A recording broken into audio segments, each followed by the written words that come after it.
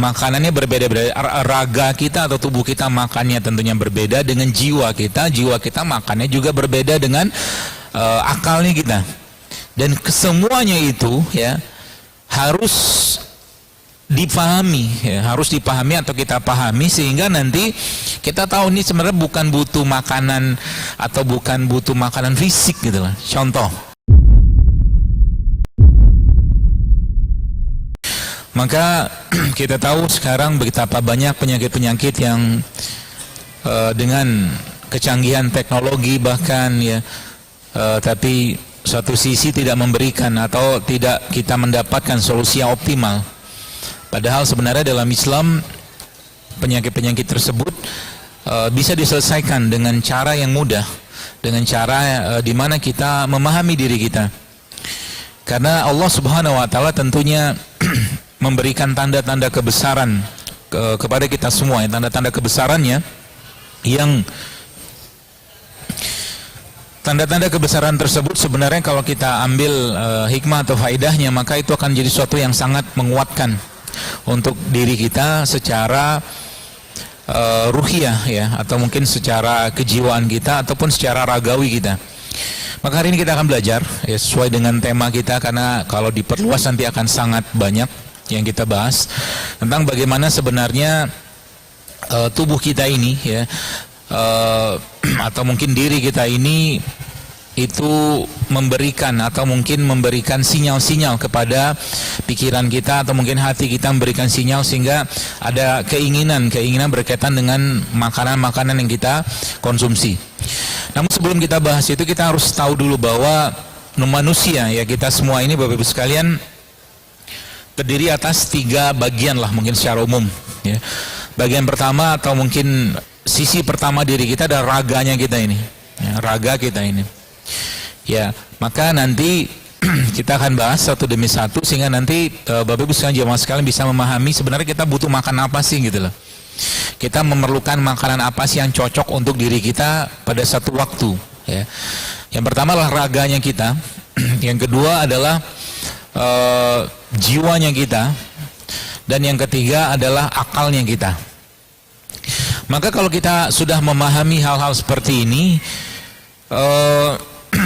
akan lebih mudah kita untuk menelaah sebenarnya makanan fisikkah yang kita inginkan atau makanan yang sifatnya non fisik yang kita perlukan.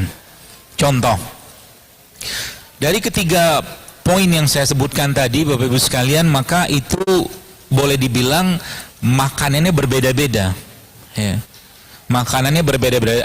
Raga kita atau tubuh kita makannya tentunya berbeda dengan jiwa kita makannya juga berbeda dengan akalnya kita. Dan kesemuanya itu ya harus dipahami ya, harus dipahami atau kita pahami sehingga nanti kita tahu ini sebenarnya bukan butuh makanan atau bukan butuh makanan fisik gitu lah. Contoh, saya pernah mendapatkan satu katakanlah kisah ya, atau cerita di mana ada seorang anak sekolah ya, sangat pintar ya, pokoknya prestasinya luar biasa. Tapi ternyata anak ini punya kekurangan ya, atau mungkin masalah ya. Ternyata masalahnya dia sering sekali melukai dirinya. Ya, sering sekali melukai dirinya.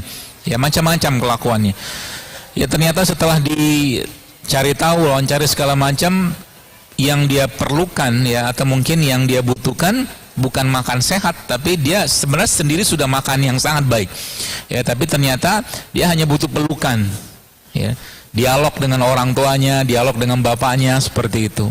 Ya, makanya saya katakan tadi bahwa kalau kita sudah memahami ini semua, nanti kita ini butuhnya apa sih sebenarnya ya. Jadi kalau itu sudah kita pahami, maka lebih jelas kita akan mendapatkan atau mungkin mencari solusinya.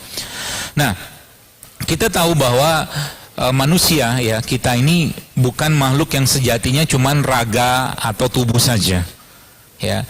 Dia ada ruh di dalam yang terperangkap dalam tubuh kita ini ya, ada hatinya kita atau jiwanya kita di sana ya, ada akal yang Allah ciptakan yang membedakan kita dengan makhluk lain ya, seperti hewan.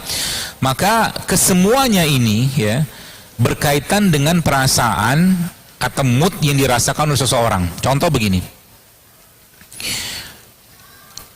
Ibnu Qayyim al-Jauziyah rahimahullah, ya kita tahu salah satu ulama besar ya, sampai akhir hidupnya beliau tidak menikah. Kalau ditanya menikah itu nikmat nggak? Nikmat. Itu salah satu ibadah atau syariat yang paling mengasihkan gitu kan, paling enak gitu kan. Tapi untuk levelnya Ibnu Qayyim seperti itu, dia memilih untuk tidak menikah, memilih untuk tidak menikah dan menyibukkan dirinya dengan ilmu sampai akhir hayatnya. Ya, karena dia sudah memahami dirinya ya sekalian ya. Dan orang-orang kayak begini biasanya level katakanlah tanda kutip makanan yang dibutuhkan bukan lagi makanan fisik atau raga yang dominan, tapi lebih banyak makanan yang berhubungan dengan jiwa dan akalnya dia. Ya, maka ya lagi-lagi saya sampaikan tadi, kalau sudah ngerti masalahnya di mana, kita akan cari solusinya di mana, dan nanti tubuh kita akan seimbang lagi. Karena ketiga hal tadi itu pun akan bermasalah atau bisa memberikan masalah dalam tubuh kita kalau seandainya salah satunya error atau bermasalah. Ya, ketika jiwa bermasalah, ya, maka raga pun akan ikutan masalah. Ya, karena Nabi sudah menjelaskan bahwa panglimanya atau raga atau rajanya tubuh kita ini adalah kolbu. Ya, panglima atau rajanya tubuh kita adalah kolbu atau hatinya kita atau jiwanya kita. Ya, kalau dia bermasalah maka semuanya ikutan masalah.